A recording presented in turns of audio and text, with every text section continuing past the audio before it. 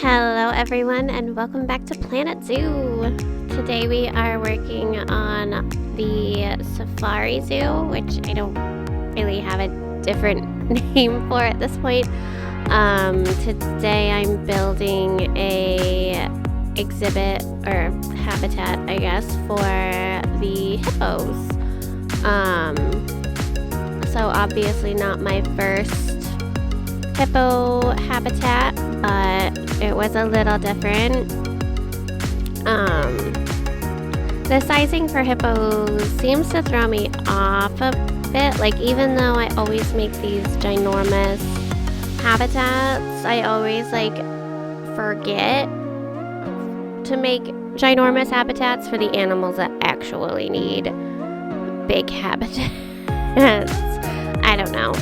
I also struggled a little bit with the actual track for the safari ride. And the whole premise of this zoo was I've never built a transportation ride. I've never built a zoo based around a transportation ride. So I really wanted to kind of play with it a little bit and see how that worked. So I spent way too much time trying to figure out how cues work and how you connect them to paths, and I had to look up the instructions on how to Google it, and turns out there's this little checklist thing you have to go into, and you have to create the entrance and the exit, and that's how you are able to connect it to cues. And it was a whole process. I spent way too long. And the thing too is that even in the transportation help menu, it wasn't necessarily obvious what you needed to do. So that's how I ended up just straight up Googling it. And I was like, oh, obviously it needs power. No. Nope. So I struggled with it for a while. But yeah, so now you don't have to struggle with it. You can just be like, oh yeah, I know I have to go to lists, and yeah, you can see here I'm trying to figure it out and just trying different things. Oh, maybe there's something in the way. Maybe you can't instantly go to a ramp. Maybe the ramp's in the way. I had no idea what the issue was to start off with. So, and oh yeah, I think I mentioned in a previous episode I struggled with the ostriches a little bit and the baby ostrich escaping. This is where it actually happened, was baby ostrich just, oh hey, I'ma just bounce.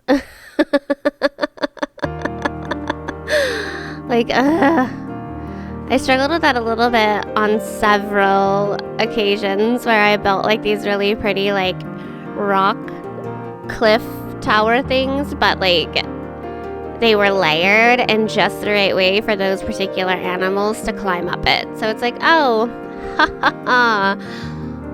Ostriches can climb up rocks. Hyenas can climb up rocks. African wild dogs can climb up rocks. Most animals can climb up rocks.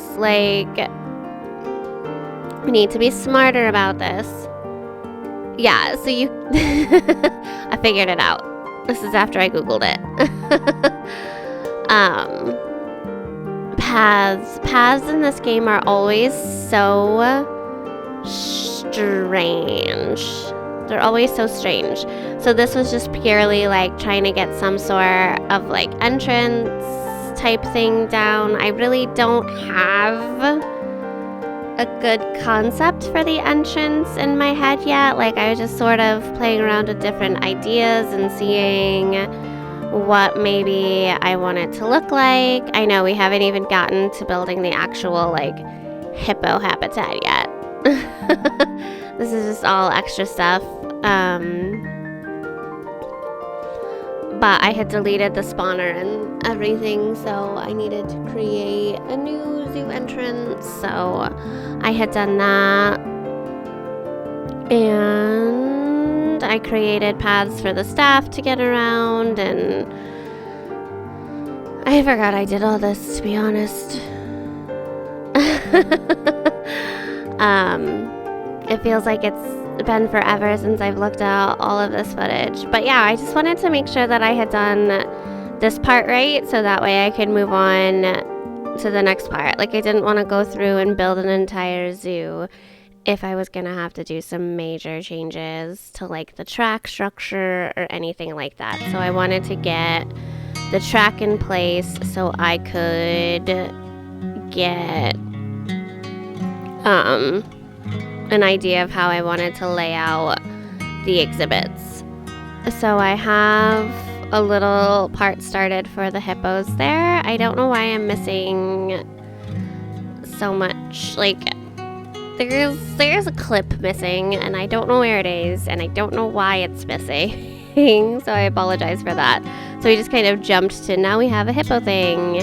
And this, let me tell you, is like half the size it needs to be.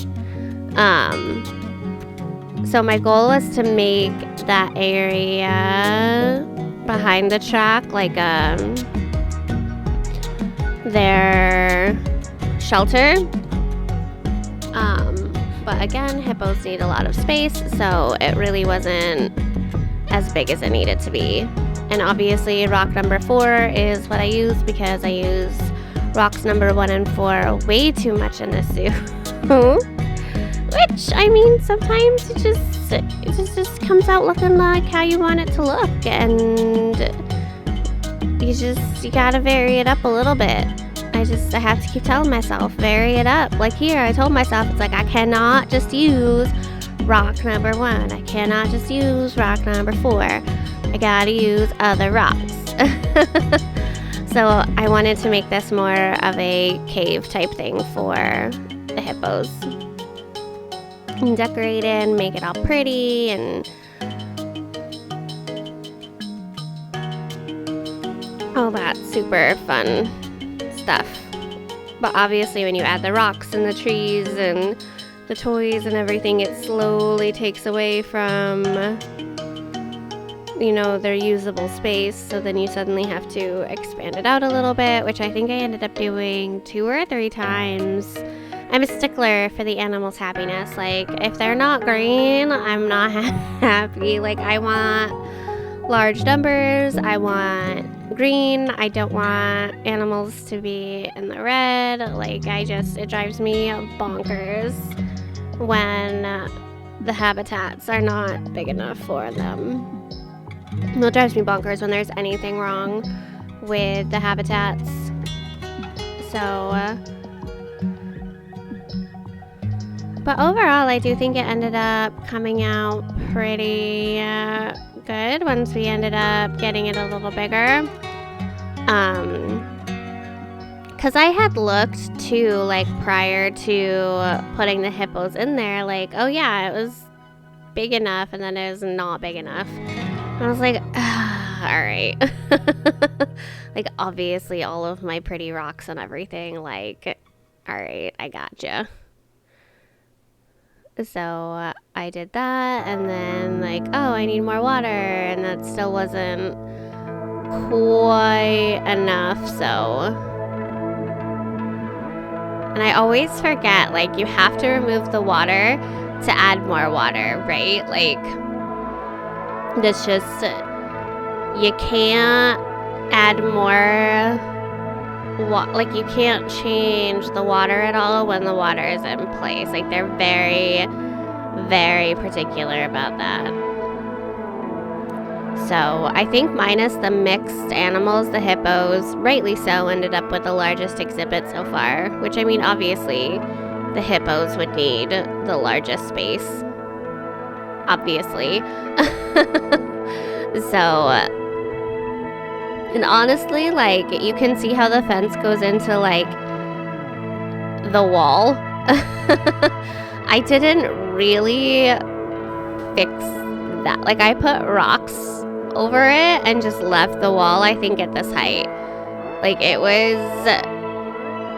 I've been trying to... I'm still a little nervous about using the null barrier. Like, I would rather cover up like a concrete barrier or something like that than just go straight for the null barrier. The null barrier makes me very nervous, and I'm not really sure why, and I'm hoping as I gain more confidence and knowledge with this game that I am better at using the different types of barriers and everything like that.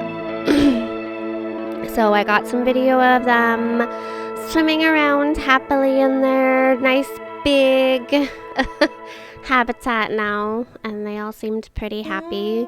And I did put 1 male and 2 females in to give them a little bit of diversity in there. Most cases with the animals, I try not to just do a male and a female. Like, obviously, if I have to, I have to, but I like to try and get a couple more animals in if possible. Sometimes it's not with the animals. I try really hard, if possible, not to do just one animal. For some reason, just one animal seems so lonely to me. And I know, like, snow leopards and other big cats and stuff like that will frequently be in, like, one groups of one, or like a mother and their babies, polar bears, everything like that. But in my head, like, I need a friend. And a lot of that stems too from, like, just my experience at going to the zoos, and they just, some of the animals just crave interaction. It seems like, obviously I'm not an animal expert, like, I don't know, but given their similarities of acting like a house pet, like, I don't expect a big animal to act like that sometimes. But I hope you guys enjoyed my hippo exhibit. I know it's not the best video I've done, and I apologize for that, but I kind of just threw it together, I feel like. So thank you guys so much for watching, and have a great day. Bye, guys.